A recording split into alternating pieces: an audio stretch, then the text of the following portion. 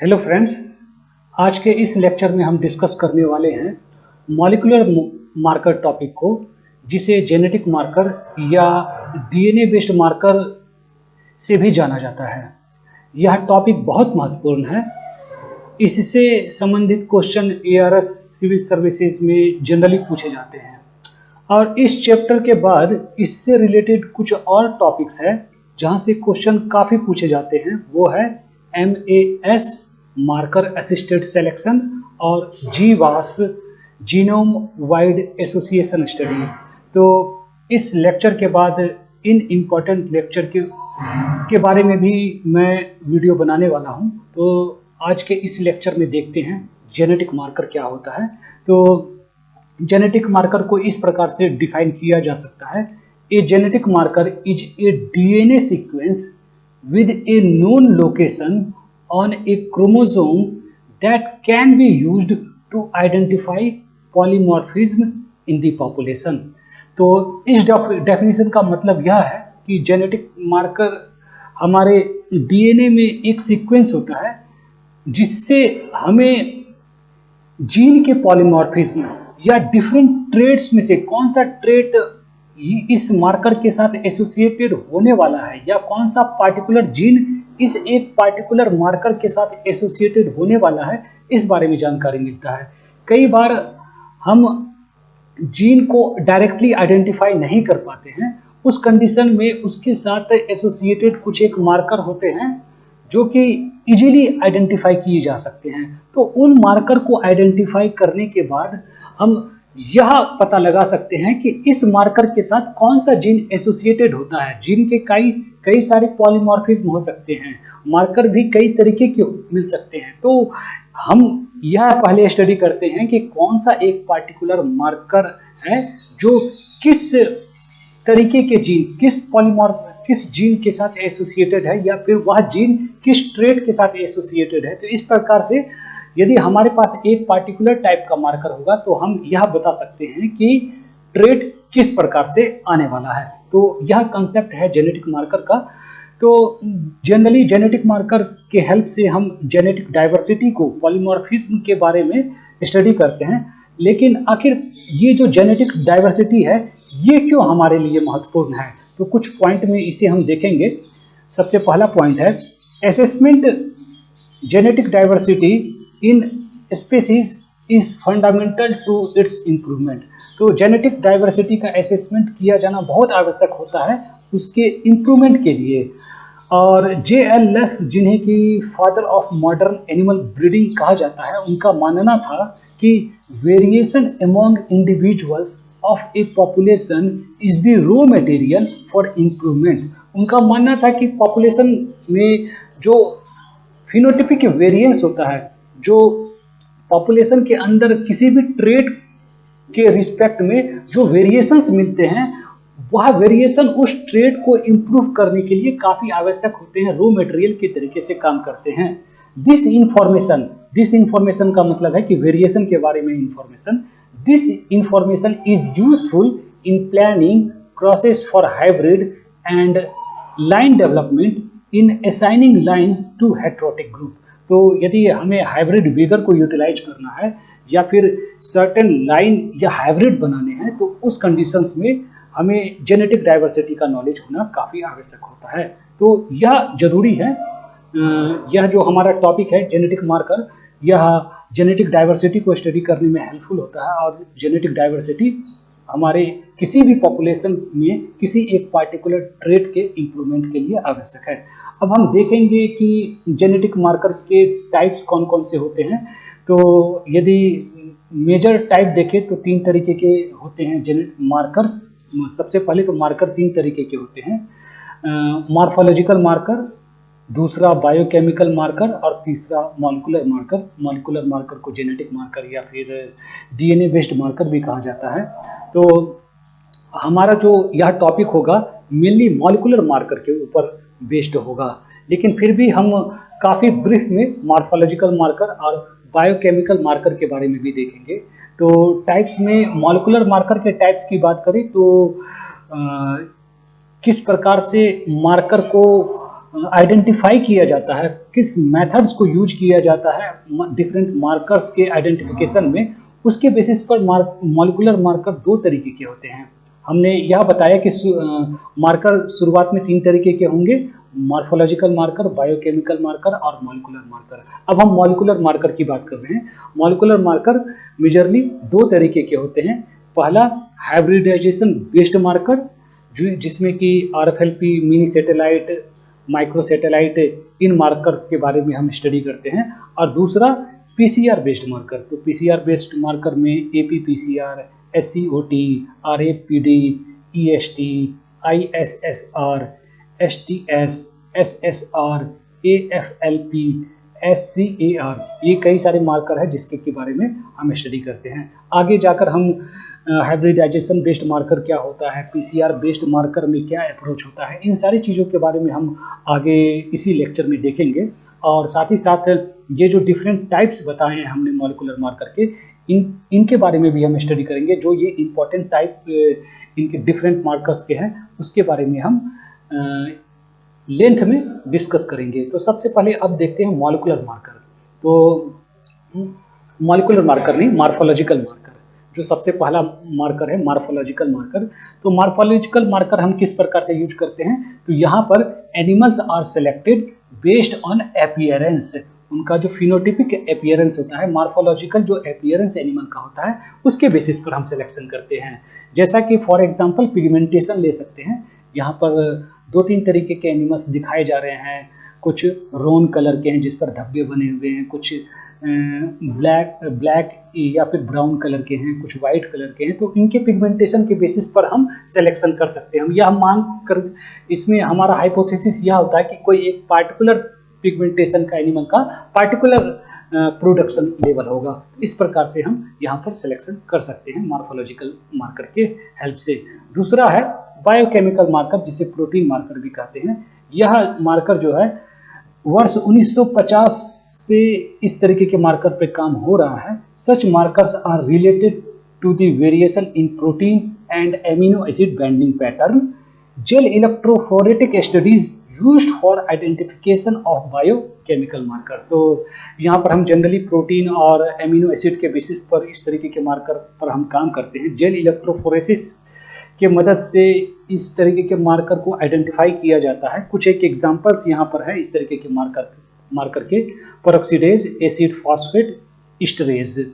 इस biochemical marker के कुछ एडवांटेज हैं, जैसे कि यहाँ पर बहुत ही सिंपल इक्विपमेंट आपको चाहिए। जब हम मॉलिक्यूलर मार्कर के बारे में बात करेंगे तो हम पाएंगे कि यहाँ पर जो हमें इंस्ट्रूमेंट चाहिए वो काफ़ी एडवांस्ड इंस्ट्रूमेंट्स होते हैं, और उसके कंपैरिजन में बायोकेमिकल मार्कर में जो इंस्ट्रूमेंट होते हैं वो बहुत ही सिंपल होते हैं।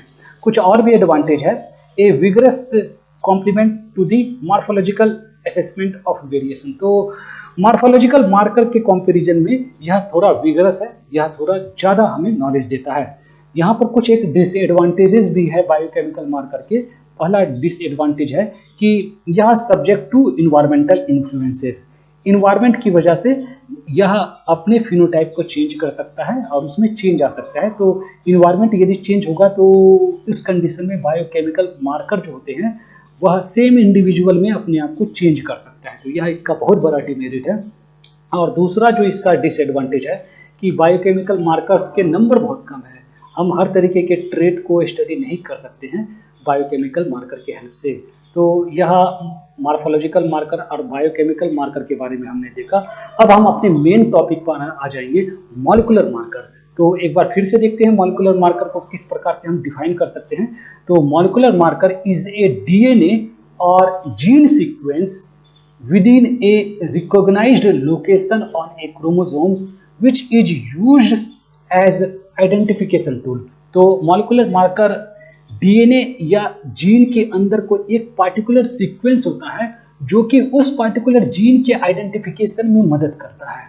तो यह एक तरीके से फ्लैग मार्क के तरीके से होता है, फ्लैग के तरीके से होता है, जिसको हम आइडेंटिफाई कर ले तो हमें यह समझ में आ जाता है कि हाँ इस पार्टिकुलर यहाँ पर ये पार्टिकुलर जीन एसोसिएटेड है। जैसे कि किसी शिप या फिर किसी एरोप्लेन को लैंडिंग करने के लिए हवाई पट्टी पर एक बीकन लगाया जाता है और ऊपर से एरोप्लेन उस बीकन को देखकर पहचान लेता है कि हाँ ये हमारा हवाई पट्टी है। उसी प्रकार से हर एक जीन में कुछ एक बीकन या कुछ मार्कर होते हैं जिसको देखने के बाद हम उस जीन को आइडेंटिफाई कर सकते हैं। तो मार्कर यहाँ पर उसी प्रकार से बीकन के तरीके से काम करता है। आगे देखेंगे कुछ और भी इंफॉर्मेशन यहाँ पर दिया गया है।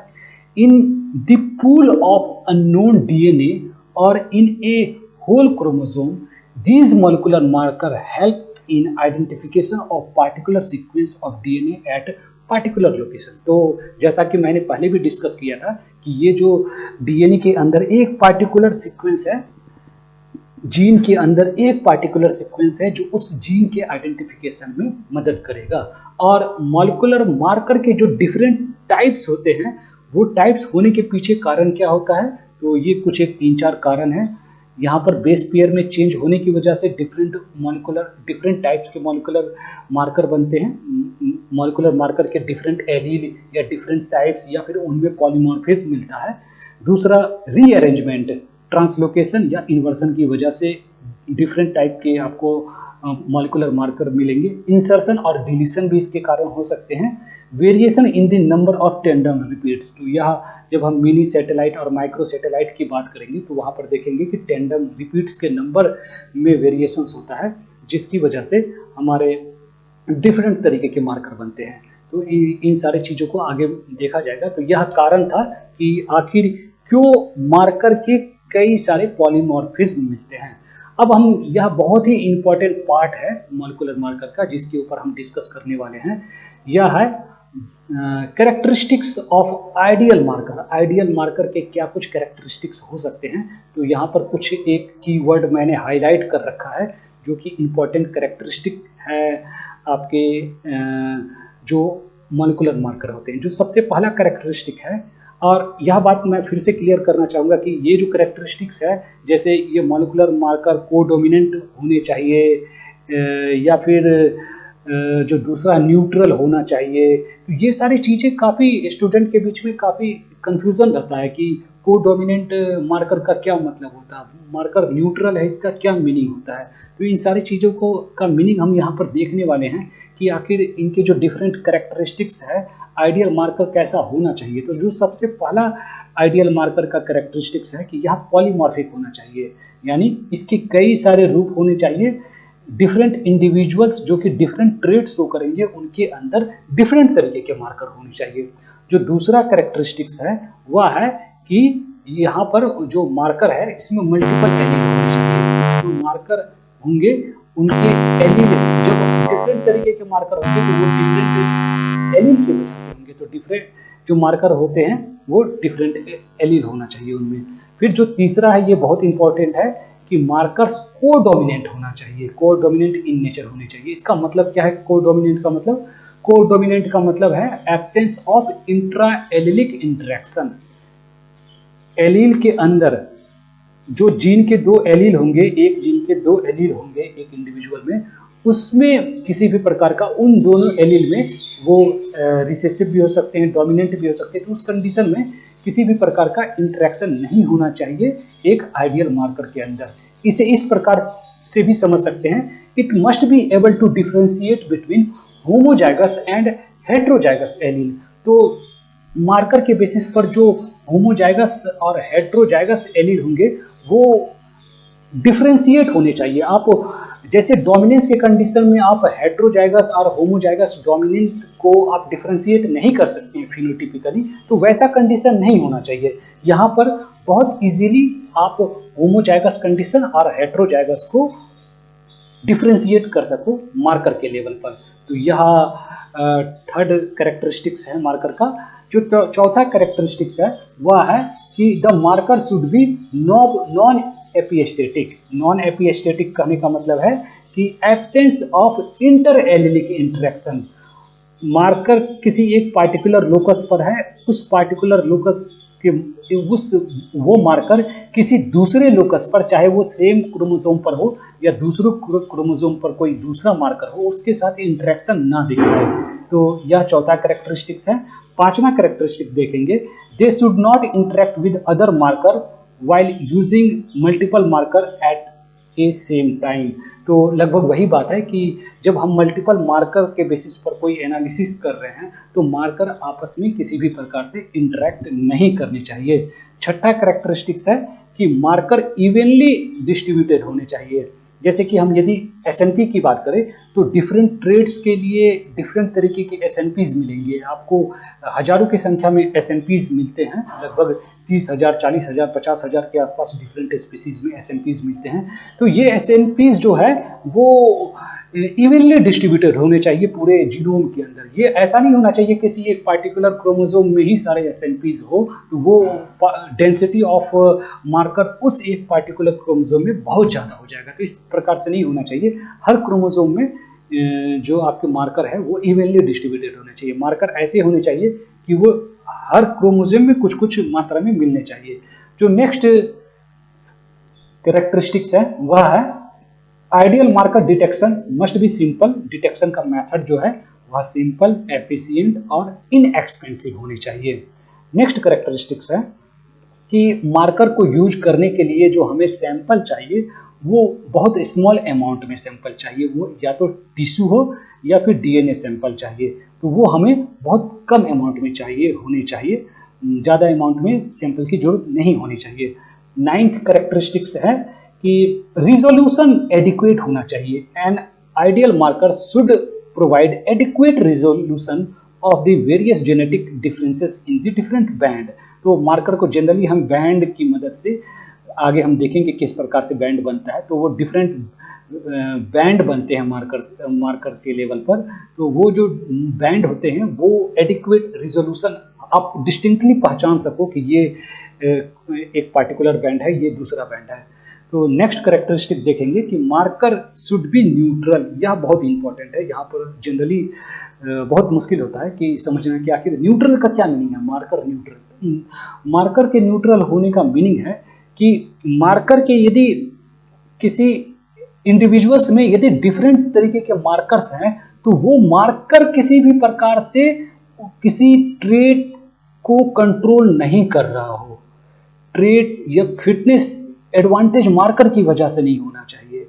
मार्कर बिल्कुल न्यूट्रल होना चाहिए। मार्कर बस स्टैंड होकर उस पार्टिकुलर जीन को देख रहा है जिसको उसे आइडेंटिफाई करना है। हम ऊपर से मार्कर देखेंगे और यह बोल देंगे कि यह जीन जो है यह मार्कर है, तो इसका मतलब है कि यह पार्टिकुलर जीन है, जीन का यह रूप है। बस इतना काम होता है मार्कर का। मार्कर किसी भी प्रकार से उस ट्रेट को कंट्रोल नहीं करेगा, ट्रेट को वह पार्टिकुलर जीन कंट्रोल करेगा। तो यह मीनिंग होता है न्यूट्रल का। इसका मतलब है, आप इसे फिर से पढ़ूंगा, ये चीज बिल्कुल क्लियर हो जाएगा। It should B neutral means allylic substitution. Allylic substitution का मतलब है एक मार्कर की जगह दूसरा मार्कर आ जाए। At marker locus does not change phenotype. तो फिनोटाइप में किसी प्रकार का चेंज नहीं होना चाहिए। Variants are considered to confer no fitness advantage. तो डिफरेंट वेरिएशन की वजह से किसी भी प्रकार का फिटनेस एडवांटेज नहीं होना चाहिए। It should be insensitive to environment. तो मार्कर इन्वायरमेंट की वजह से मार्कर में किसी भी प्रकार का चेंज नहीं आना चाहिए। हमने देखा था बायोकेमिकल मार्कर जनरली सेंसिटिव होते हैं इन्वायरमेंट से, वो उसका डिसएडवांटेज था। और यदि हम मॉलिक्यूलर मार्कर की बात करें तो वो इन्वायरमेंट से काफ़ी इनसेंसिटिव होते हैं, वो चेंज नहीं होते हैं। और यह आइडियल मार्कर का यह कैरेक्टरिस्टिक होना चाहिए कि वो इन्वायरमेंट की वजह से अपने आप को चेंज नहीं करनी चाहिए। एप्लीकेशन की बात करें तो मार्कर के ये कुछ एक इम्पॉर्टेंट एप्लीकेशंस हैं। कई सारे एप्लीकेशंस हैं लेकिन यहाँ पर बहुत ही ब्रीफली मैंने ये 2 एप्लीकेशंस दिखाए हैं। तो ये जीन मैपिंग में इनका काफ़ी क्रिटिकल रोल होता है। तो it plays a crucial role in gene mapping by identifying the position of linked gene in the chromosome which inherited together।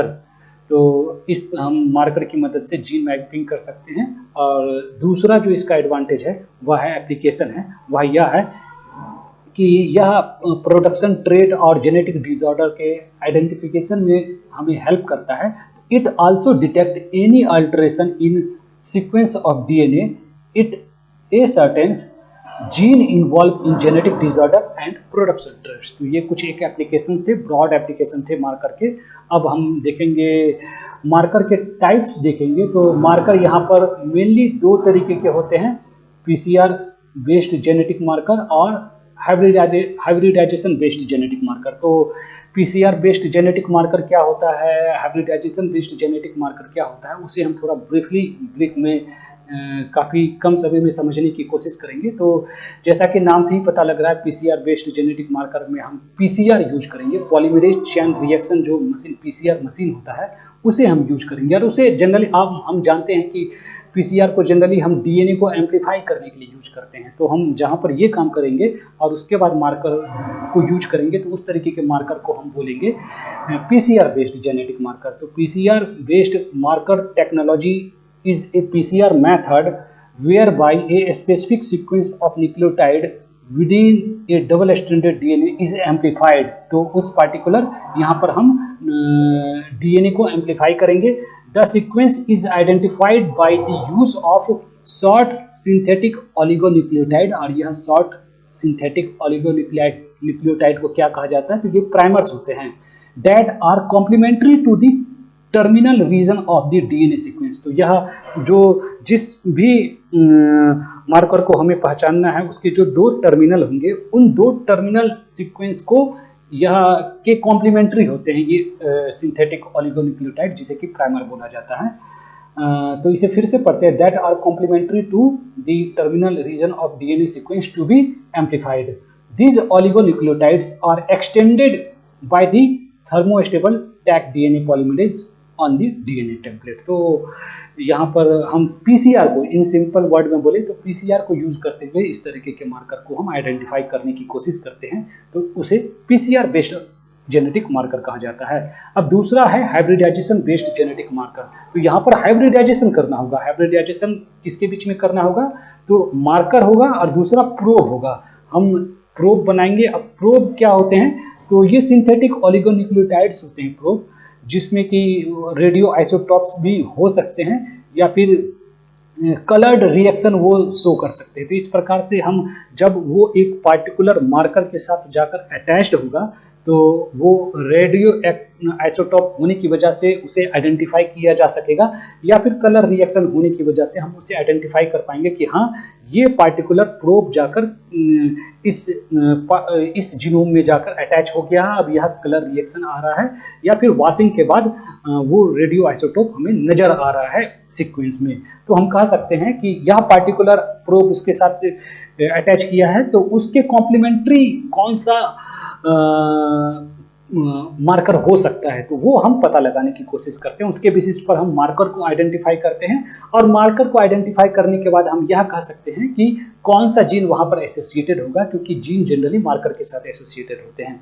तो इस प्रकार से यदि हम इस टेक्नोलॉजी को यूज करेंगे तो हम उसे बोलेंगे हाइब्रिडाइजेशन बेस्ड मार्कर टेक्नोलॉजी। तो इसे एक बार पढ़ते हैं, चीज़ें और ज़्यादा क्लियर हो जाएंगी। Hybridisation based marker technology use cDNA, clone DNA हम यूज कर सकते हैं, क्लोन डीएनए एलिमेंट्स और सिंथेटिक ओलिगोन्यूक्लियोटाइड्स एज प्रोब, इनको प्रोब के तरीके से यूज किया जाता है। विच आर लेवल्ड, उनको लेवल्ड किया जाता है विद रेडियो आइसोटॉप और with conjugated enzymes that catalyse a coloured reaction to hybridise DNA. तो यह डिफरेंट टाइप्स हैं जेनेटिक मार्कर के।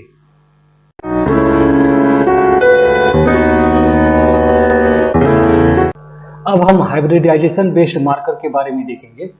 हाइब्रिडाइजेशन बेस्ड जेनेटिक मार्कर में सबसे इंपॉर्टेंट मार्कर है रिस्ट्रिक्शन फ्रैगमेंट लेंथ पॉलीमॉर्फिज्म, जिसे RFLP के नाम से भी जाना जाता है। तो पहले इस मार्कर को देखते हैं, फिर इसके बाद अन्य मार्कर को भी देखेंगे। तो इनमें कुछ महत्वपूर्ण बातें हैं। इस मार्कर को जो इन्वेंट किया गया था, बनाया गया था, वो एलेक्स जेफरे के द्वारा बनाया गया था, जो कि एक इंग्लिश साइंटिस्ट थे, और इसको इन्वेंट करने का ईयर था 1984।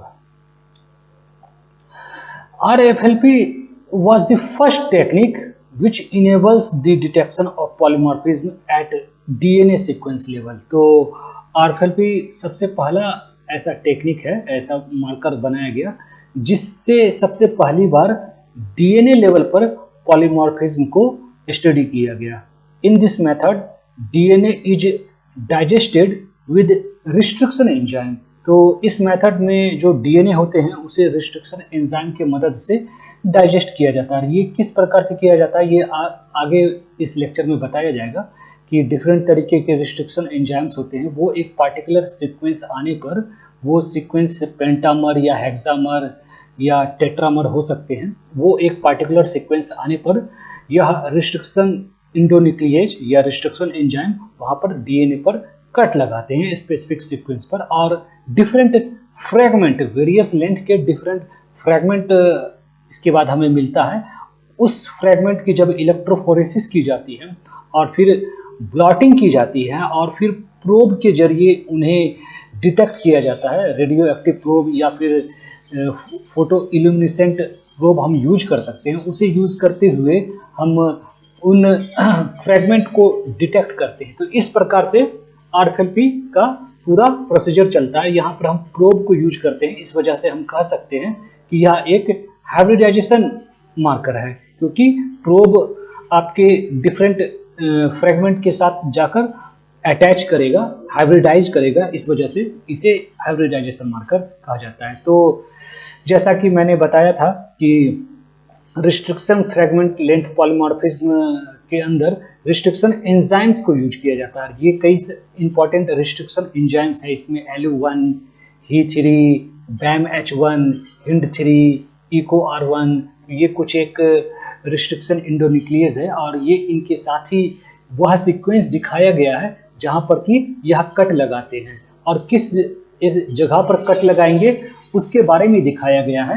जैसे कि फॉर एग्जांपल एक को मैं थोड़ा सा एक्सप्लेन करूं, LU1 की बात करें तो AGCT का यदि सीक्वेंस आता है तो फिर उसमें कट लगाएगा, और कट कहाँ पर लगाएगा, बिल्कुल बीच में ये कट लगाएंगे, G और C के बीच में कट लगा देंगे ये। तो इस प्रकार से कट लगाते हैं। और दूसरी तरफ BAMH1 की बात करें तो यह एक हेक्सा कटर है। इससे पहले LU1 टेट्रा कटर था, क्योंकि 4 न्यूक्लियोटाइड का सीक्वेंस पर ये कट लगा रहा था ना। BAMH1 हेक्सा कटर है क्योंकि यहाँ पर 6 न्यूक्लियोटाइड का एक स्पेसिफिक सीक्वेंस चाहिए, और ये कट आप देखेंगे बिल्कुल अलग तरीके से लगाएंगे। ये जो हमें सीक्वेंस चाहिए वह GGATCC है, और यह 5 प्राइम के पास GG के बीच में और इस तरफ से 5 प्राइम के बीच में दूसरे स्ट्रैंड में भी GG के पास ये कट लगा देते हैं। तो इस प्रकार से ये जनरली कट लगाते हैं। तो इस प्रकार से आप पाएंगे LU1 और He3 ये दोनों ब्लंट एंड प्रोड्यूस करते हैं। आप देख पाएंगे बिल्कुल आमने सामने काट रहे हैं और ये ब्लंट एंड प्रोड्यूस करते हैं। और ये BAMH1, HIND3 और EcoR1 ये देखेंगे आपको स्टिकी इंड प्रोड्यूस करते हैं, क्योंकि ये ब्लंटली नहीं काट रहे हैं। तो इस रिस्ट्रिक्शन इंडोन्यूक्लिएज को यूज करने के बाद हमें different sized fragment are produced depending on whether the restriction site exist और नॉट। तो रिस्ट्रिक्शन साइट उस डीएनए सेगमेंट में है या नहीं है, इसके बेसिस पर कट लगेगा या नहीं लगेगा। तो एक पार्टिकुलर तरीके का म्यूटेशन हो तो उस कंडीशन में रिस्ट्रिक्शन साइट बन जाते हैं, या फिर किसी पार्टिकुलर केस में रिस्ट्रिक्शन साइट जो कि नॉर्मल डीएनए में होते हैं और म्यूटेशन के बाद वो रिस्ट्रिक्शन साइट समाप्त हो जाते हैं क्योंकि उसका सीक्वेंस चेंज होता है। तो उस कंडीशन में वो यह रिस्ट्रिक्शन इंडोन्यूक्लिएज कट नहीं लगाएगा। तो इस प्रकार से हम समझ पा रहे हैं कि रिस्ट्रिक्शन इंडोन्यूक्लिएज किस प्रकार से काम करता है। आगे कुछ और भी चीजें देखेंगे। RFLP are codominant markers enabling heterozygote to be distinguished from homozygote. तो यह मैंने ऑलरेडी डिस्कस कर रखा है, को-डोमिनेंट मार्कर का मतलब क्या होता है, और इसे फिर से यहाँ ब्रीफली एक्सप्लेन किया गया है कि यहाँ पर आप हेटेरोजाइगोट और होमोजाइगोट इनको आप डिस्टिंग्विश कर सकते हैं। अब इस मार्कर के कुछ एडवांटेज है, इसके बारे में हम डिस्कस करेंगे। This method is simple and no sequence specific information is required. यह मेथड कॉम्परेटिवली थोड़ा सिंपल है और यहाँ पर स्पेसिफिक सीक्वेंस का स्पेसिफिक इंफॉर्मेशन की हमें बहुत ज़्यादा जरूरत नहीं है। और दूसरा एडवांटेज है they are reliable marker in linkage analysis. Linkage analysis करना हो तो उस कंडीशन में यह एक रिलायबल मार्कर है and can be easily determined if linked. तो यदि जीन लिंक्ड हो तो लिंकेज के कंडीशंस में इसे रिलायबली यूज किया जा सकता है। Trait is present in a homozygous और heterozygous state in individuals, information highly desirable for recessive trait. तो ये जो मार्कर है, यदि रिसेसिव डिसऑर्डर्स है, कई ऐसे ट्रेट होते हैं, कई ऐसे डिजीज होते हैं जो रिसेसिव होमोजाइगस कंडीशंस में अपियर होते हैं, तो उन कंडीशंस में इस तरीके के जो मार्कर होते हैं आरएफएलपी को काफ़ी अच्छे से यूटिलाइज किया जा सकता है। जैसे कैटल के केस में black bovine leukocyte adhesion deficiency syndrome या फिर CVM complex malformation syndrome, complex vertebral malformation CVM, इन कंडीशंस में जनरली जो ये रिसेसिव ट्रेट है, इन कंडीशंस में आरएफएलपी को, इस प्रकार के मार्कर को हम बहुत अच्छे से यूटिलाइज कर सकते हैं। आगे देखेंगे इस टेक्निक की, इस मार्कर के कुछ लिमिटेशंस भी है। सबसे पहला लिमिटेशन कि इस तरीके के मार्कर को यूज करने के लिए large amount of DNA sample, हमें डीएनए सैंपल जो है वो काफ़ी लार्ज अमाउंट में चाहिए होता है। Utility of RFLP has been hampered due to large amount of DNA required for restriction digestion and Southern blotting. इसके बाद जो दूसरा इसका लिमिटेशन है वह है कि यहाँ पर हम रेडियो एक्टिव आइसोटोप को यूज करते हैं जो कि काफ़ी एक्सपेंसिव है और यह हजार्डस भी हो सकता है। तीसरा जो लिमिटेशन है वह कुछ इस प्रकार से है कि यहाँ पर सेंसिटिविटी बहुत ज़्यादा होता है, इस प्रोसीजर का, इस मेथडोलॉजी का सेंसिटिविटी बहुत ज़्यादा होता है। इस वजह से यहाँ पर हमें स्पेशल प्रिकॉशंस लेने पड़ते हैं, कंटामिनेशन ना हो, हमारा जो सैंपल है उसमें डीएनए सैंपल में किसी प्रकार का कंटामिनेशन ना हो, इसका बहुत ज़्यादा ध्यान रखना होता है क्योंकि यह काफ़ी सेंसिटिव टेक्निक है।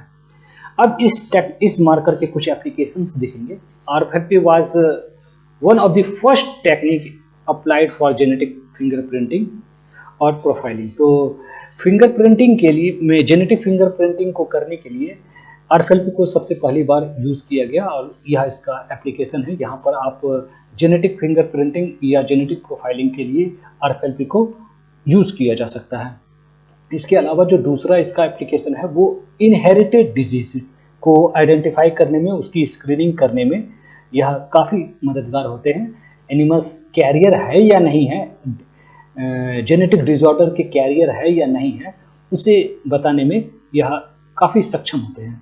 जो थर्ड एप्लीकेशन है वह यह है कि किसी भी प्रकार का पॉइंट म्यूटेशन हो तो उसे डिटेक्ट करने में ये काफ़ी सहायक होते हैं, क्योंकि जैसा कि मैंने बताया था रिस्ट्रिक्शन इंडोन्यूक्लिएज यहाँ यूज किए जाते हैं और रिस्ट्रिक्शन इंडोन्यूक्लिएज को एक पार्टिकुलर सीक्वेंस चाहिए। यदि जहाँ पर भी पॉइंट म्यूटेशन हुआ है, एक न्यूक्लियोटाइड में चेंजेज आए हैं, उसकी वजह से किसी भी प्रकार का आरी साइट बनता हो या पहले से आरी साइट एग्जिस्ट है, रिस्ट्रिक्शन साइट एग्जिस्ट है, वो समाप्त हो जा रहा है म्यूटेशन की वजह से। तो इन दोनों कंडीशन में हम स्पेसिफिक रिस्ट्रिक्शन इंडोन्यूक्लिएज को यूज करते हुए हम बता सकते हैं कि किस प्रकार का म्यूटेशन हुआ है या नहीं हुआ है। तो इसे हम देखते हैं एक बार। The molecular basis of the RFLP is that any point mutation has such deletion, substitution and insertion or alteration like duplication, inversion within the genome can eliminate or form new restriction sites। तो जैसा कि मैंने बोला था कि इसकी वजह से, इन पॉइंट म्यूटेशंस की वजह से या तो रिस्ट्रिक्शन साइट बनेंगे या एलिमिनेट हो जाएंगे। तो आप इन दोनों कंडीशंस में स्पेसिफिक रिस्ट्रिक्शन इंडोन्यूक्लिएज को यूज करते हुए आप यह बता सकते हैं कि म्यूटेशन हुआ है या नहीं हुआ है। These alterations in genome can be detected by analyzing fragment of variable length digested with restriction endonuclease enzyme। अब जो दूसरा मार्कर है वह है variable number of tandem repeat, जिसे VNTR के नाम से भी जाना जाता है। इसके अंदर मिनी सैटेलाइट और माइक्रो सैटेलाइट, इन दोनों को डिस्कस किया जाएगा। तो सबसे पहले देखते हैं कि variable number of tandem repeat होते क्या है। तो VNTR or variable number of tandem repeats are the repeated DNA sequence at defined locus, तो किसी डिफाइंड लोकस पर ये रिपीटेड डीएनए सीक्वेंस है। तो रिपीटेड डीएनए सीक्वेंस यहाँ पर एक डायग्राम के द्वारा समझाया गया है कि यहाँ पर आप देखेंगे कि GATA ये एक यूनिट है, यानी 4 न्यूक्लियोटाइड का यह एक यूनिट है जो कि बार बार रिपीट हो रहा है। आप देख पाएंगे कि सैंपल 1 में ये GATA इस तरीके से 8 बार रिपीट हुए हैं। सैंपल 1 में 8 बार GATA रिपीट हुए हैं। सैंपल 2 में देखें तो इसी प्रकार से यह 9 बार रिपीट हुए हैं, और सैंपल 3 में यह 10 बार रिपीट हुए हैं। तो एक पार्टिकुलर सीक्वेंस न्यूक्लियोटाइड का, वह न्यूक्लियोटाइड 3, 4, 5 कुछ भी हो सकता है, इसके बेसिस पर हम मिनी सैटेलाइट या माइक्रो सैटेलाइट के रूप में इसे जानते हैं। तो यह कुछ भी नंबर ऑफ न्यूक्लियोटाइड हो सकते हैं जो कि बार बार अपने आप को रिपीट करे।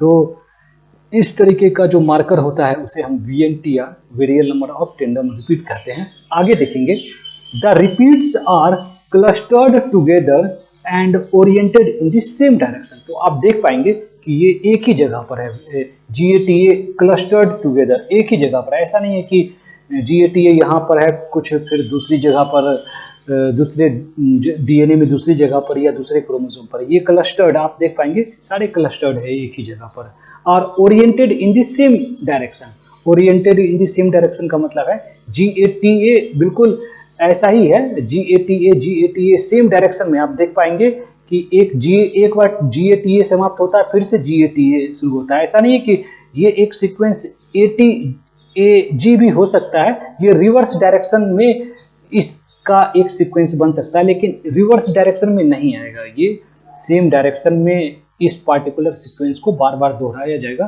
तो इस प्रकार के जो मार्कर होते हैं यह बनता है on the basis of number of repeat, कि कितने बार रिपीट कर रहे हैं, इसके बेसिस पर इस तरीके के मार्कर को आइडेंटिफाई किया जाता है। तो यह इसे बोला जाता है variable number of tandem repeat.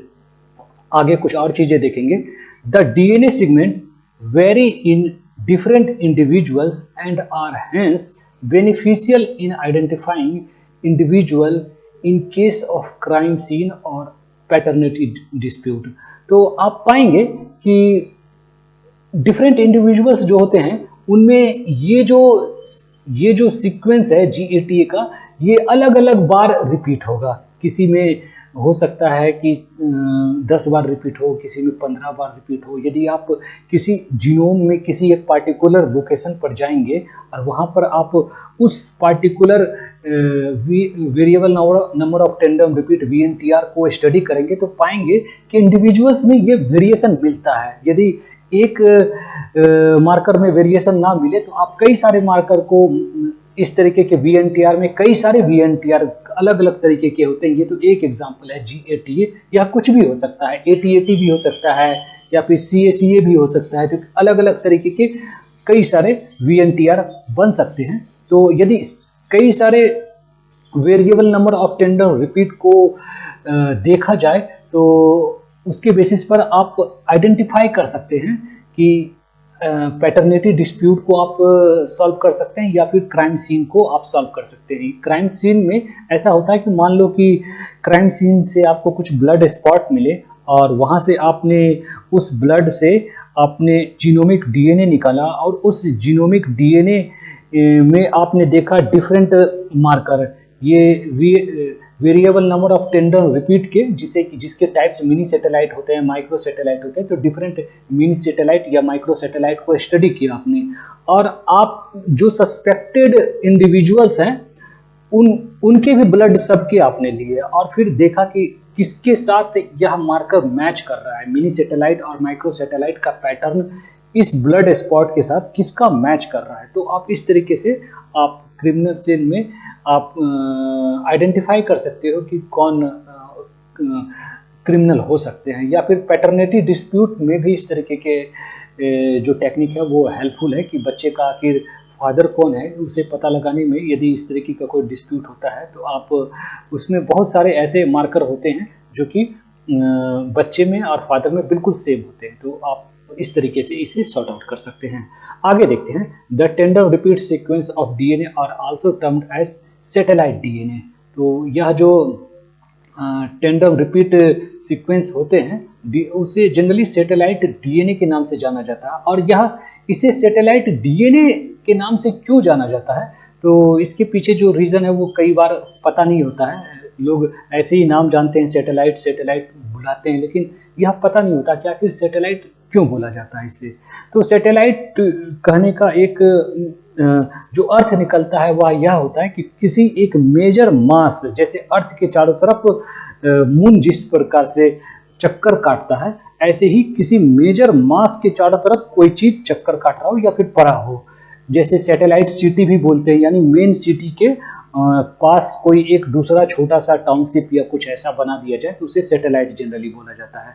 तो यहाँ पर भी जो हम जब इसको स्टडी करते हैं और जब बैंड पैटर्न देखते हैं तो हम ऐसा पाते हैं कि जो मेजर बैंड है उसके पास छोटे छोटे कुछ बैंड उसके चारों तरफ बनते हैं, और यह जो बैंड होते हैं, छोटे छोटे बैंड होते हैं, ये जनरली मिनी सैटेलाइट और माइक्रो सैटेलाइट के बैंड होते हैं। तो एक मेजर, जब हम बैंड पैटर्न देखते हैं तो मेजर बैंड के पास कुछ छोटे छोटे बैंड बनते हैं। इस वजह से उन छोटे छोटे बैंड को, जिस प्रकार से एक मेजर सिटी के पास कुछ टाउनशिप बसाए जाते हैं तो उनको सैटेलाइट सिटी बोला जाता है, उसी प्रकार से। या फिर किसी ग्रह के, प्लैनेट के चारों तरफ कुछ सैटेलाइट्स होते हैं, उसी प्रकार यह एक मेजर बैंड के चारों तरफ कुछ छोटे छोटे बैंड है तो उन्हें सैटेलाइट के तरीके से बुलाया जाता है। तो यह दो प्रकार के हो सकते हैं, मिनी सैटेलाइट और माइक्रो सैटेलाइट। VNTR का जो पहला टाइप है वह मिनी सैटेलाइट है, इसे देखते हैं। इन ए मिनी सैटेलाइट ईच रिपीट में ranges from 10 to 60 base pair. तो यहाँ पर जो एक रिपीट होगा, एक यूनिट जो होगा वह 10 से लगभग 10 से 60 बेस का होगा।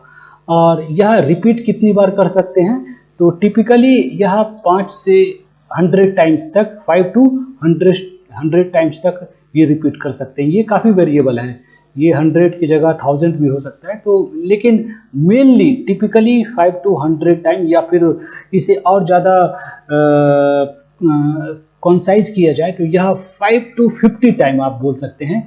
मेनली इतने रिपीट होते हैं, लेकिन यह बढ़कर 100 तक भी जा सकता है और रेयर सिचुएशन में यह 1000 के रेंज में भी जा सकता है। तो यह मेन चीज़ है इसमें कि ये लगभग 10 से 60 बेस का यूनिट होता है, और इसका जो रिपीटेशन है वह लगभग 5 to 100 टाइम हो सकता है। Mini satellite have been found in association with important feature of the human genome such as gene regulation। तो इसके जो मिनी सैटेलाइट का जो एसोसिएशन है, कोरिलेशन है, वह gene regulation, imprinting, chromosome fragile site, इनके साथ यह एसोसिएटेड है। इन चीज़ों के स्टडी के लिए जनरली मिनी सैटेलाइट को स्टडी किया जाता है। They provided the first highly polymorphic multi-allelic marker for linkage study। Linkage study के लिए ये सबसे पहली बार हाईली पॉलीमॉर्फिक और मल्टी एलेलिक मार्कर में इसे यूज किया गया है। और इसका एक खासियत है कि मोस्ट मिनी सैटेलाइट जो है वह GC रिच होते हैं, तो उसमें GC का कंटेंट काफ़ी ज़्यादा होता है। ये इसका एक करेक्टरिस्टिक फीचर है, इसका सिग्नेचर है। जो दूसरा टाइप है VNTR का, वह है माइक्रो सैटेलाइट, या फिर उसे सिंपल सीक्वेंस रिपीट या SSR के नाम से भी जानते हैं। माइक्रो सैटेलाइट और सिंपल सीक्वेंस टेंडम रिपीट या SSTR भी बोलते हैं इसे। The repeat units are generally di, tri, tetra और पेंटान्यूक्लियोटाइड। तो यह डाइमर हो सकता है, ट्राइमर हो सकता है, टेट्रामर हो सकता है, पेंटामर हो सकता है, या फिर कुछ कंडीशंस में ये हेक्सामर भी हो सकते हैं। तो यहाँ पर लगभग 1 या 2 से लेकर 6 तक के यूनिट इसमें जनरली बनते हैं। फॉर एग्जाम्पल, एक कॉमन रिपीट मोटिफ इन बर्ड के केस में एक आप जनरली आप माइक्रो सैटेलाइट देखेंगे जिनमें कि AC एक यूनिट होता है AC, और वो n टाइम रिपीट करते हैं। Where 2 nucleotide A and C are repeated in bead-like fashion a variable number of times and could be 5 to 50। यहाँ पर जो n का वैल्यू है रिपीटेशन जो है वो 5 से 50 तक हो सकता है, लेकिन ये एक रेंज है, ये 55 भी हो सकता है, 60 भी हो सकता है। तो इस प्रकार से यदि एसी एक यूनिट को एक बीड माने तो एक वो बिल्कुल मोतियों की माला सी बन जाती है, बिल्कुल एक जैसे ये। They tend to occur in non coding region of DNA. तो ये जो दोनों सैटेलाइट है, मिनी सैटेलाइट या माइक्रो सैटेलाइट, ये दोनों के दोनों नॉन कोडिंग रीजन में जनरली मिलते हैं, जिनका कोई जीन के फंक्शनल रीजन में ये जनरली नहीं मिलते हैं, ये जंक डीएनए में जनरली मिलते हैं। The repeats are very short. तो इस प्रकार के जो माइक्रो सैटेलाइट होते हैं वो उसके रिपीट बहुत छोटे होते हैं, 1 to 6 बेस के होते हैं, 1 to 6 बेस के होते हैं, और रिपीट ये 5 से 5 to 50 टाइम करते हैं। They are therefore called short tandem repeat. तो इन्हें जनरली शॉर्ट टेंडम रिपीट या फिर सिंपल सीक्वेंस रिपीट, SSR के नाम से भी जाना जाता है।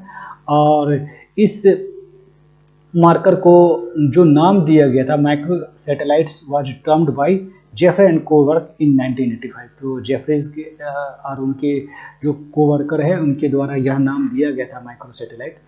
They are dispersed throughout the genome. ये जीनोम में हर क्रोमोसोम में ये जो डिफरेंट मार्कर है माइक्रो सैटेलाइट की वो आपको मिलेंगे। यूकारियोट्स में, जनरली यूकारियोट्स में मिलते हैं और कुछ प्रोकारियोट्स में भी मिलते हैं, प्रोकारियोट के अंदर भी कुछ माइक्रो सैटेलाइट मिलते हैं। तो जैसा कि आप देख पाएंगे ये एक यूनिट है CA का, CA कई बार रिपीट कर रहे हैं ये। तो आप डिफरेंट इंडिविजुअल्स में आप देखेंगे कि किसी इंडिविजुअल में यह रिपीटेशन इतना है, इस लेंथ तक जा रहा है, और किसी में यह कम है, किसी में और ज़्यादा है। तो यह जो लेंथ है इस एलील का या इस मार्कर का वो इंडिविजुअल टू इंडिविजुअल वेरी करता है, और इसी बेसिस पर हम जनरली इंडिविजुअल की आइडेंटिफिकेशन करते हैं। The amplification of tandem array followed by visualization in gel helps to detect variation in DNA. तो ये इसको डीएनए को सैंपल को एम्पलीफाई किया जाता है, उसके बाद फिर विजुअलाइजेशन के लिए जेल के हेल्प से फिर हम उसमें प्रोब यूज कर सकते हैं। प्रोब के हेल्प से हम इस तरीके के जो सीक्वेंस होते हैं, इस तरीके के जो मार्कर होते हैं उन्हें हम जनरली विजुअलाइज करते हैं, आइडेंटिफाई करते हैं। कुछ और भी चीज़ें देखेंगे माइक्रो सैटेलाइट के। As molecular markers SSR combine many desirable marker property. तो इसके अंदर मार्कर के जो कि जेनेटिक मार्कर में जो डिजायरेबल प्रॉपर्टीज होने चाहिए वो कई सारे होते हैं, including high level of polymorphism. इसमें काफ़ी पॉलीमॉर्फिज्म मिलता है आपको individual to individual. Information content काफ़ी ज़्यादा होता है। रिक्वायर लेस डीएनए सैंपल कम मात्रा में चाहिए। अनएम्बिगुअस होते हैं ये, और इवन डिस्पर्सल यानी पूरे जीनोम में आपको डिस्पर्स्ड मिलेंगे, कई हर जगह मिलेंगे। ये न्यूट्रल होते हैं, ये न्यूट्रल होते हैं। ये भी सारी चीज़ें मैंने ऑलरेडी डिस्कस कर रखा है कि मार्कर का न्यूट्रल होने का मतलब क्या होता है, यानी कि मार्कर के जो डिफरेंट फॉर्म होते हैं वो किसी भी प्रकार से एडेप्टिव फिटनेस नहीं देते इंडिविजुअल में। हाई रिप्रोड्यूसिबिलिटी है, कोडोमिनेंस है इनमें। तो ये सारी चीज़ें मैंने ऑलरेडी डिस्कस कर रखा है। कोडोमिनेंस का मतलब होता है कि जो होमोजाइगस और हेटेरोजाइगस कंडीशंस को आप आइडेंटिफाई कर सकते हैं इजीली। और इसके अलावा रैपिड मेथोडोलॉजी होती है इनकी, और सिंपल जीनोटाइपिक एसेज होते हैं। तो ये कुछ एक इनके प्रॉपर्टीज़ हैं। आगे देखेंगे माइक्रो सैटेलाइट के क्या एप्लीकेशंस होते हैं। तो जो पहला जो इसके एप्लीकेशन है वो है जीन मैपिंग में इसका यूज़ किया जाना। इन्हें जीन मैपिंग में यूज़ किया जाता है। Generally closeness among the species, different species एक दूसरे से कितने क्लोज या दूर है, इस चीज़ को जेनेटिक डाइवर्जेंस जैसे जो रिसर्च होते हैं उनको करने में इस तरीके के जो मार्कर होते हैं वो यूज़फुल होते हैं। पॉपुलेशन जेनेटिक्स में इसे यूज किया जाता है। Micro satellites have become the molecular marker of choice for a wide range of application. तो मार्कर ऑफ चॉइस ये कई सारे एप्लीकेशंस में ये होते हैं। देखेंगे वो कौन कौन से एप्लीकेशन है। तो genotype identification, variety protection, purity evaluation and germ class conservation, diversity studies, paternity determination and pedigree analysis, gene and quantitative trait locus analysis and marker assisted breeding. तो ये कुछ एक जगह है जहाँ पर कि माइक्रोसैटेलाइट को काफ़ी ज़्यादा यूज किया जाता है।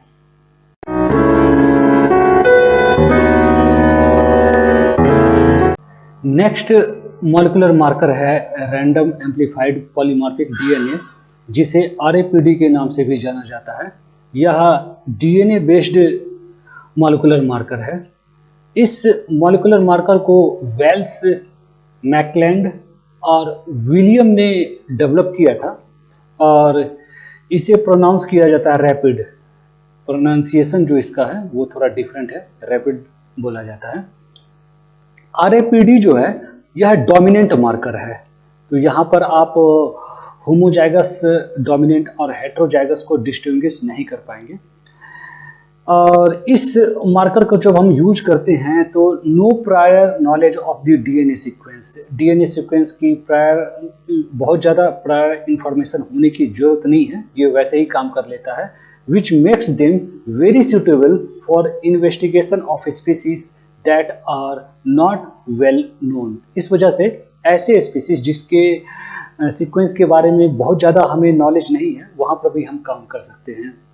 नेक्स्ट इंफॉर्मेशन है इस मार्कर में कि इस मार्कर को जब हम यूज करते हैं, इसकी जो प्रोसीजर है वहाँ पर हम शॉर्ट आर्बिट्रेरी प्राइमर यूज करते हैं। तो यहाँ पर जो प्राइमर यूज किए जाते हैं वो 8 से 12 बेस पेयर के होते हैं। जनरली जब हम पीसीआर यूज करते हैं तो वहाँ पर हम 20-25 बेस पेयर के प्राइमर को यूज करते हैं, लेकिन यहाँ पर छोटा प्राइमर को यूज करते हैं 8 से 12 बेस पेयर का। तो इस वजह से इनकी स्पेसिफिसिटी काफ़ी कम होती है। ये आपके जीनोम में कई जगह जाकर बाइंड कर सकते हैं, क्योंकि यह सिर्फ 8 से 12 बेस पेयर का होगा। तो इस पर जनरल बहुत कॉमन सी बात है कि यदि छोटे सीक्वेंस होंगे तो उसकी स्पेसिफिसिटी कम होगी, और यदि लंबे सीक्वेंस होंगे तो वो बहुत ज़्यादा स्पेसिफिक होंगे। जैसे जैसे आप सीक्वेंस की लेंथ बढ़ाते जाओगे तो वैसे वैसे उसकी स्पेसिफिसिटी बढ़ती चली जाएगी। तो इस वजह ये आपके जीनोम में कई जगह रैंडमली बाइंड करके वहाँ पर एम्प्लीफिकेशन का काम करेंगे। The amplification of segment of DNA depends on positional complementarity. तो जहाँ पर भी यह जो प्राइमर है जिस सीक्वेंस के अगेंस्ट ये कॉम्प्लीमेंट्री होगा वहाँ पर जाकर बाइंड कर जाएगा और वहाँ पर एम्प्लीफिकेशन का काम शुरू कर देगा। The fragment obtain from RAPD are between 0.2 to 5 kilobase. तो इसका जो फ्रेगमेंट जो हमें मिलता है जनरली वो 0.2 से 5 किलोबाइट लंबा फ्रेगमेंट, डीएनए का फ्रेगमेंट इस एम्प्लीफिकेशन से बनता है। And can be viewed by using agarose gel electrophoresis stained by ethidium bromide और with the help of polyacrylamide gel electrophoresis. तो जैसा हम पीसीआर में करते हैं उसी प्रकार से इसे इथिडियम ब्रोमाइड इलेक्ट्रोफोरेसिस करते हुए या फिर पॉलीएक्रिलामाइड जेल पर इलेक्ट्रोफोरेसिस करके इसे हम देख सकते हैं। तो इस वजह से इसमें पूरा डीएनए जो पीसीआर का मेथोडोलॉजी है वो पूरा कंप्लीट मेथोडोलॉजी यूज किया जाता है। इस वजह से जो आरएपीडी है उसे हम पीसीआर बेस्ड मार्कर कहते हैं। इसकी एप्लीकेशन देखते हैं। इनके एप्लीकेशंस जो है, एक तो पॉलीमॉर्फिज्म को स्टडी करने में इसे यूज किया जाता है। Distinct patterns of amplification is seen in different samples. This is why RAPD can be used for study polymorphism. तो पॉलीमॉर्फिज्म को करने में, और इसके अलावा जीनोम मैपिंग में, लिंकेज एनालिसिस में और इंडिविजुअल स्पेसिफिक जीनोटाइपिंग करने में इस मार्कर का काफ़ी यूज़ किया जाता है। इसके कुछ डिमेरिट्स भी हैं। तो डिमेरिट में कुछ ये डिमेरिट्स हैं कि इसकी रिप्रोड्यूसिबिलिटी काफ़ी पुअर है। जो प्रोडक्ट बनता है वो काफ़ी फेंट बनता है और problem occurs in band scoring. तो बैंड स्कोरिंग में काफ़ी पुअर है ये। तो ये कुछ एक इनके डिमेरिट्स हैं। अब यहाँ पर देखेंगे कि यदि आरएपीडी करते हैं तो किस प्रकार से जो यहाँ पर हमने प्राइमर यूज किया है वो प्राइमर क्रोमोसोम नंबर 1 पर आप देख पाएंगे कि 2 लोकेशन पर, क्रोमोसोम नंबर 1 पर 2 लोकेशन पर ये एम्प्लीफिकेशन कर रहा है। क्रोमोसोम नंबर 2 पर भी ये एम्प्लीफिकेशन कर रहा है, 3 पर भी, 4 पर भी, 5 पर भी और 7 पर भी। तो इस प्रकार से आप देख पाओगे कि कई जगह पर इसकी स्पेसिफिसिटी कम होने की वजह से जीनोम में कई जगह ये एम्प्लीफिकेशन करते हैं। तो ये हमारा है RAPD। अब जो नेक्स्ट मार्कर है वह है एम्प्लीफाइड फ्रैगमेंट लेंथ पॉलीमॉर्फिज्म, जिसे AFLP के नाम से भी जाना जाता है। यह मार्कर सबसे पहले ओरिजिनली डेवलप किया गया था इसे कीजीन के द्वारा 1990 में। फिर बाद में इसी पर वर्क किया जेब्यू एंड वॉस ने, और 1993 में इन्होंने इस टेक्निक को काफ़ी एक्सप्लोर किया। यह जो टेक्निक है यह भी PCR बेस्ड टेक्निक है, फिंगर प्रिंटिंग के लिए इसे यूज किया जाता था। और इस टेक्निक के अंदर PCR और RFLP दोनों मेथडोलॉजी को यूज किया जाता है। और इसमें किस प्रकार से इसे किया जाता है, तो इसे करने में the basis of AFLP is the amplification of selected fragment. तो सबसे पहले PCR के हेल्प से एम्प्लीफिकेशन किया जाता है सेलेक्टेड फ्रैगमेंट का। इसके लिए प्राइमर बनाए जाते हैं, और प्राइमर उस सेलेक्टेड फ्रैगमेंट के रिस्पेक्ट में प्राइमर बनाए जाते हैं, और प्राइमर के हेल्प से PCR को करते हुए उस फ्रैगमेंट को एम्प्लीफाई किया जाता है। फिर इसके बाद फॉलोड बाय रिस्ट्रिक्शन डाइजेशन। इसके बाद रिस्ट्रिक्शन डाइजेशन भी किया जाता है इस मार्कर को स्टडी करने के क्रम में। इसकी जो एप्लीकेशंस है, तो ये कुछ एक एप्लीकेशंस है। सबसे पहले इसे काफ़ी ज़्यादा यूज किया जाता है पेरेंटेज एंड पेडिग्री एनालिसिस में, और जो दूसरा एप्लीकेशन है इसे यूज किया जाता है स्पीसीज लेवल रिलेशनशिप को स्टडी करने में। इसके अलावा इसे जेनेटिक इनहेरिटेड डिजीज के डायग्नोसिस में भी इसे काफ़ी यूज किया जाता है। तो किसी प्रकार का जेनेटिक डिसऑर्डर हो, ये डिसऑर्डर रिसेसिव इनहेरिटेड भी हो सकते हैं, तो इस प्रकार के डिसऑर्डर को स्टडी करने में जनरली यह जो मार्कर है वह एक्सटेंसिवली यूज किए जाते हैं। इसके कुछ डिमेरिट है। तो डिमेरिट, पहला डिमेरिट यह है कि इसमें लार्ज DNA सैंपल चाहिए होता है, और जो DNA सैंपल होते हैं उसको प्यूरिफिकेशन करना उसका आवश्यक होता है, अदरवाइज हमारा जो रिजल्ट आएगा वो अच्छा नहीं आएगा। इसके अलावा रिलेटिवली अन्य टेक्नोलॉजी के कंपैरिजन में यह एक्सपेंसिव टेक्नोलॉजी है, और इसके कुछ एडवांटेज भी हैं।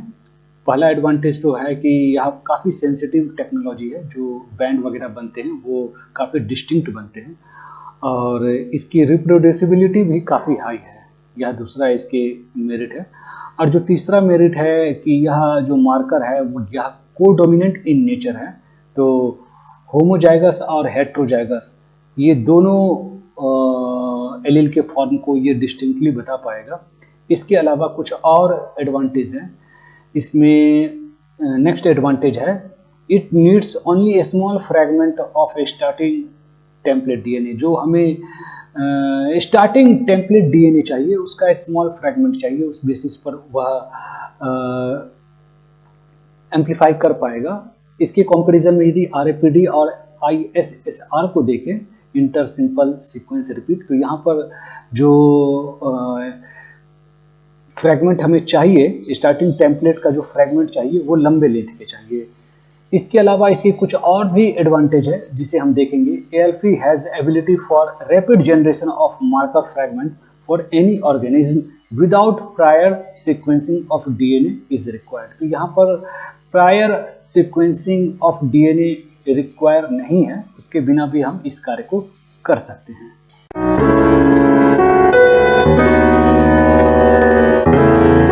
नेक्स्ट मॉलिक्यूलर मार्कर है EST, जिसे एक्सप्रेस्ड सीक्वेंस टैग के नाम से भी जाना जाता है।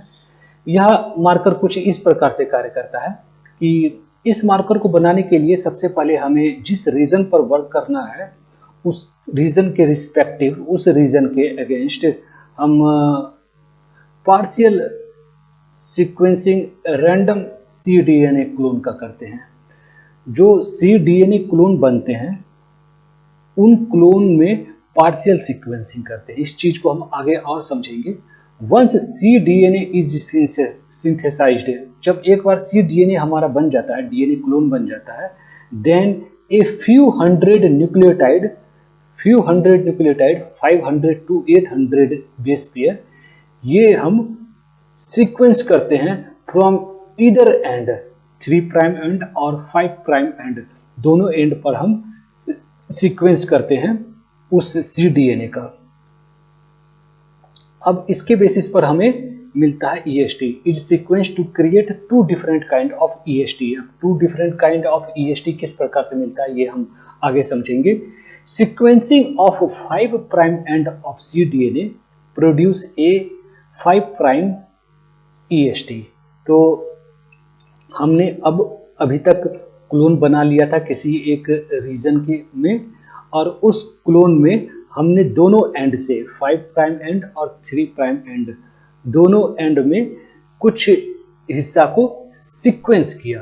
क्लोनिंग करने के बाद उस रीजन को हमने सीक्वेंस किया, और ये जो 5 प्राइम एंड में जो हमने सीक्वेंस किया है उसे हम 5 प्राइम EST कहेंगे, विच usually code for a protein. अब ये जो 5 प्राइम एंड पर जो रीजन में जो सीक्वेंस होते हैं वो जनरली प्रोटीन को कोड करते हैं। These regions tend to be conserved across a species and do not change much within gene family। तो ये चूंकि खास तरीके के प्रोटीन का सिंथेसिस करते हैं, इस वजह से ये कंजर्व्ड होते हैं across the species, या ये रीजन कंजर्व्ड होते हैं। अब हमने अभी तक देख लिया किस प्रकार से हमने 5 प्राइम EST को हमने बनाया। इसी प्रकार से सीक्वेंसिंग करेंगे हम 3 प्राइम एंड ऑफ cDNA, और उसे कहा जाएगा 3 prime EST, which is non coding और अनट्रांसलेटेड रीजन, जिसे कि UTR भी बोला जाता है। अब 3 प्राइम एंड पर जो हमारा EST होगा 3 प्राइम EST, ये जनरली अनट्रांसलेटेड होता है, ये किसी प्रकार का कोडिंग नहीं करता है, इसे UTR कहा जाता है। और ये जो रीजन है ये लेस कंजर्व होते हैं, क्योंकि ये किसी भी प्रकार का प्रोटीन का सिंथेसिस नहीं करते हैं, इस वजह से यहाँ पर किसी भी तरीके का चेंज भी आ जाए तो बहुत ज़्यादा फर्क नहीं पड़ता है, तो ये लेस कंजर्व्ड होते हैं। देयरफॉर EST आर सब सीक्वेंस ऑफ cDNA। तो इस प्रकार से हमने देखा कि EST जो है हमारा है एक्सप्रेशन सीक्वेंस टैग जो है वह सब सीक्वेंस है cDNA का, which represent tag for the entire cDNA। और यह जो दो सीक्वेंस, एक तो 5 प्राइम एंड में और दूसरा 3 प्राइम एंड में, इन दोनों एंड पर जो सीक्वेंस है, जो 2 EST बना रहे हैं, ये टैग के तरीके से कार्य करते हैं इंटायर cDNA को पहचानने में। तो इस प्रकार से यह मॉलिक्यूलर मार्कर कार्य करता है। इसके जो एप्लीकेशंस है वह पहला एप्लीकेशन EST का है कि यह होल जीनोम सीक्वेंसिंग में मदद करता है and studying gene of interest, gene of interest को स्टडी करने में और होल जीनोम सीक्वेंसिंग में ये मदद करता है। और जो दूसरा एप्लीकेशन है वह है it is used for cloning gene of interest and gene mapping. तो जीन क्लोनिंग में और जीन मैपिंग में ये हेल्पफुल है। नेक्स्ट मार्कर है SNP, जिसे सिंगुलर न्यूक्लियोटाइड पॉलीमॉर्फिज्म के नाम से जाना जाता है। SNP को इन्वेंट किया था लैंडर ने 1996 में, और SNP जो बनते हैं वह पॉइंट म्यूटेशन की वजह से बनते हैं। पॉइंट म्यूटेशन में सब्स्टिट्यूशन, इंसर्शन, डिलीशन, ये कुछ भी हो सकता है, इन सारी चीज़ों से SNPs बनते हैं। तो आप यहाँ पर एक ये डायग्राम देखकर समझने की कोशिश करेंगे कि SNPs किस प्रकार से बनते हैं। तो ये एक सीक्वेंस है, डिफरेंट सैंपल की ये सीक्वेंस है, और यहाँ पर पाएंगे कि एक पार्टिकुलर प्लेस पर आपने डिफरेंट सैंपल में C था, लेकिन एक जगह पर ये T आ गया, तो ये डिफरेंस आ रहा है। तो ये एक सिंगल न्यूक्लियोटाइड पॉलीमॉर्फिज्म ये हो सकता है। इसी प्रकार से यहाँ पर आप देखेंगे अन्य सैंपल्स में तो G है, लेकिन एक जगह पर ये एडेनिन A आ रहा है, न्यूक्लियोटाइड A है। इसी प्रकार से ये थर्ड पोजीशन में तीसरी जगह पर यहाँ पर A और G दोनों न्यूक्लियोटाइड प्रेजेंट है। तो आप यदि सीक्वेंस को स्टडी करेंगे, अलाइनमेंट करेंगे, तो आप पाएंगे कि कुछ एक पोजीशंस पर दूसरे अल्टरनेट न्यूक्लियोटाइड के मिल रहे हैं, तो वो सारे SNPs हो सकते हैं। SNP होने के लिए जो नए एलील है उसकी फ्रीक्वेंसी कम से कम 1% होना चाहिए, 1% या उससे ज़्यादा होना चाहिए, तभी आप उसे SNP बोल सकते हैं। यदि इस तरीके के इंडिविजुअल जिसमें कि अलग तरीके के न्यूक्लियोटाइड मिल रहे हैं, उनकी फ्रीक्वेंसी काफ़ी कम है, परसेंटेज 1% से कम है, तो जनरली उसे पॉलीमॉर्फिज्म नहीं माना जाता है। एप्लीकेशन की बात की जाए तो इनके जो एप्लीकेशन SNPs के हैं वो बायोमेडिकल रिसर्च में यूज़ किया जाता है। SNPs की स्टडी किए जाते हैं बायोमेडिकल रिसर्च में। SNPs are widely used in biomedical research for comparing the case and control group of disease.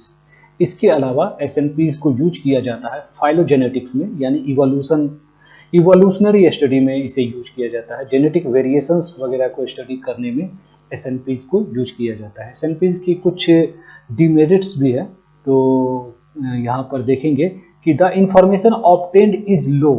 हमें SNP स्टडी करने के बाद जो इंफॉर्मेशन मिलता है वो काफ़ी कम मिलता है as compare to micro satellite.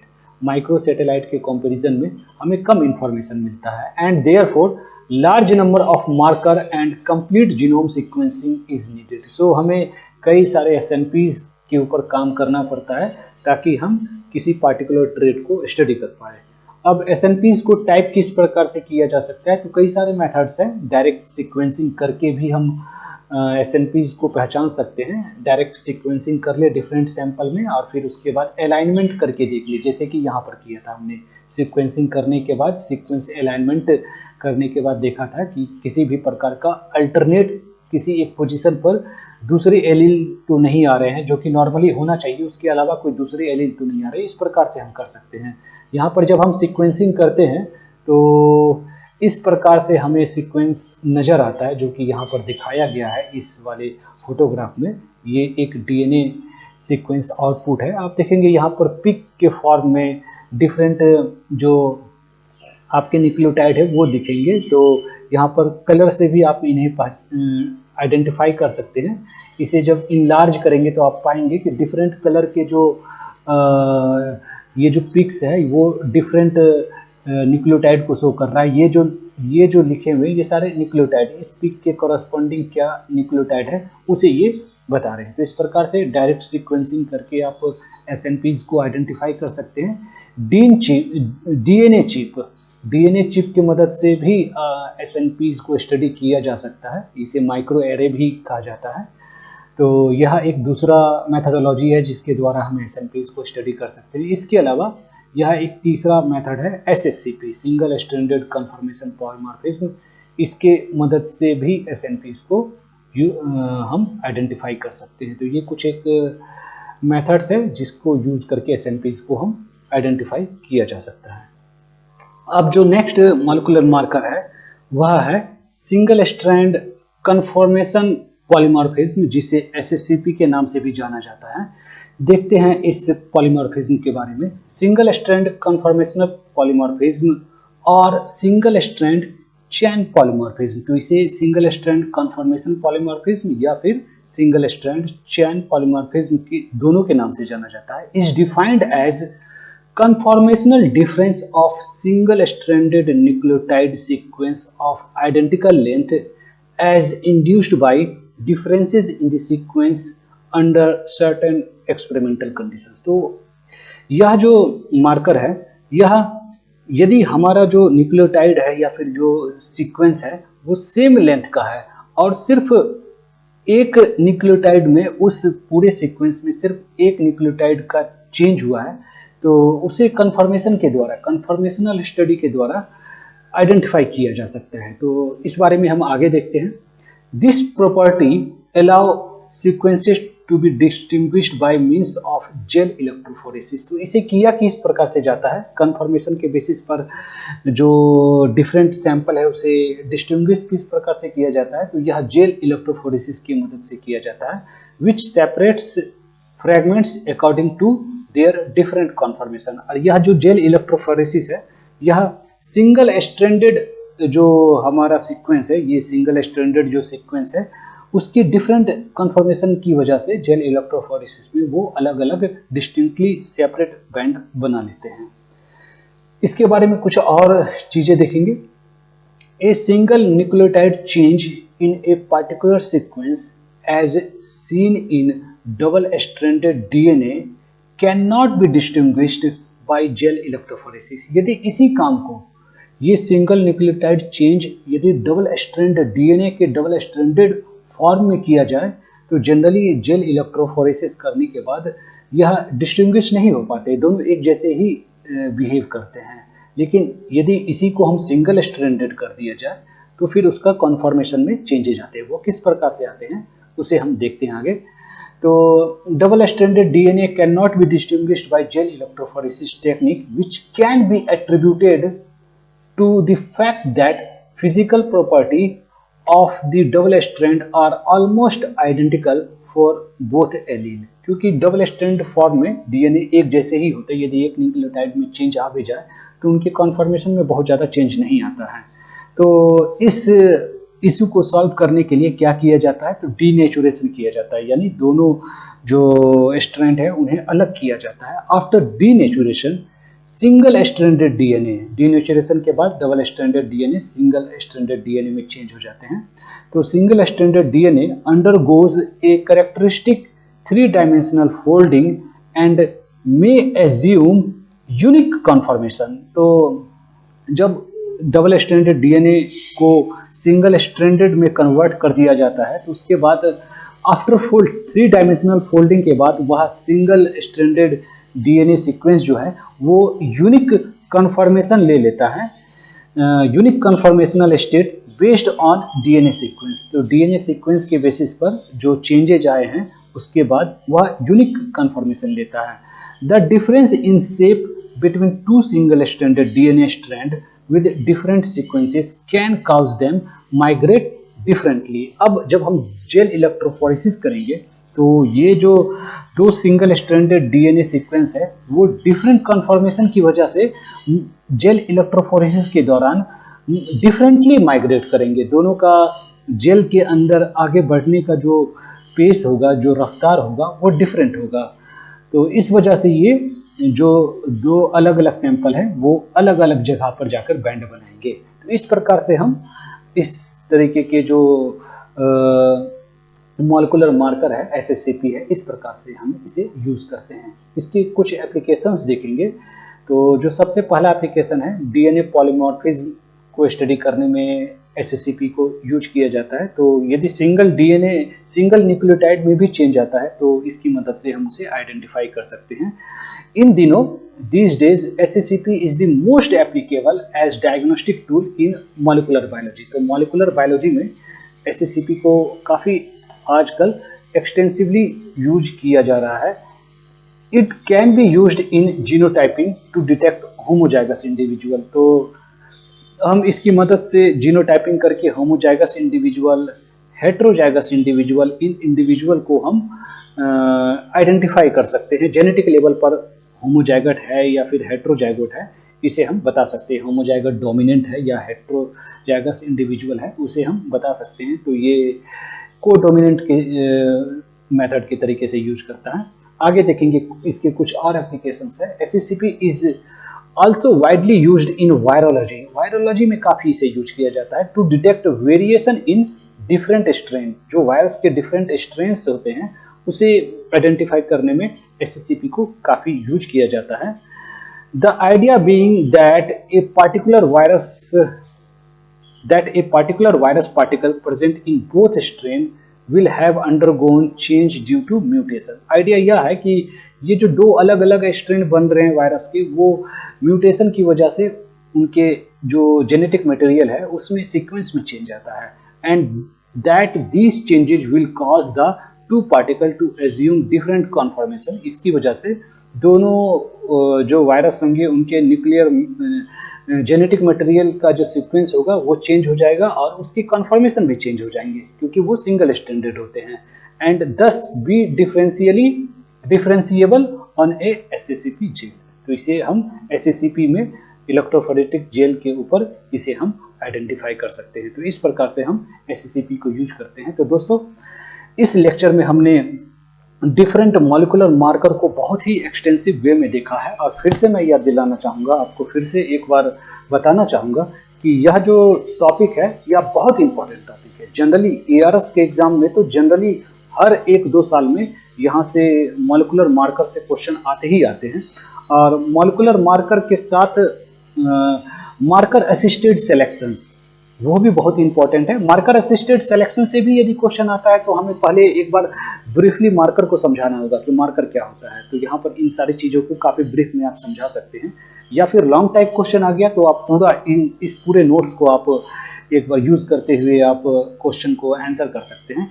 इसके अलावा GWAS जो मैंने आपको शुरुआत में ही बताया था, वहाँ से भी आप जीनोम को, पूरा जीनोम को यूज़ करते हुए आप किस प्रकार से सिलेक्शन कर सकते हैं। तो GWAS भी बहुत इंपॉर्टेंट है। तो आगे आने वाले लेक्चर में मैं मास मार्कर असिस्टेड सिलेक्शन और GWAS इन दोनों को डिस्कस करूंगा। आशा करता हूं कि जो भी चीज़ें मैंने आपके साथ डिस्कस किया है वो सारी चीज़ें क्लियर होंगी। यदि क्लियर नहीं होगा तो आप मुझे मेरे कमेंट बॉक्स में मैसेज करेंगे तो मैं उन चीज़ों को क्लियर करने की कोशिश करूंगा। और यदि आपको यह नोट्स, यह मटेरियल चाहिए होगा तो आप मुझे मेरे कमेंट बॉक्स में अपना ईमेल आईडी लिखकर भेज दें तो मैं आपको यह कंप्लीट नोट्स आपको मेल कर सकता हूं। तो thanks for watching my video. Thank you very much.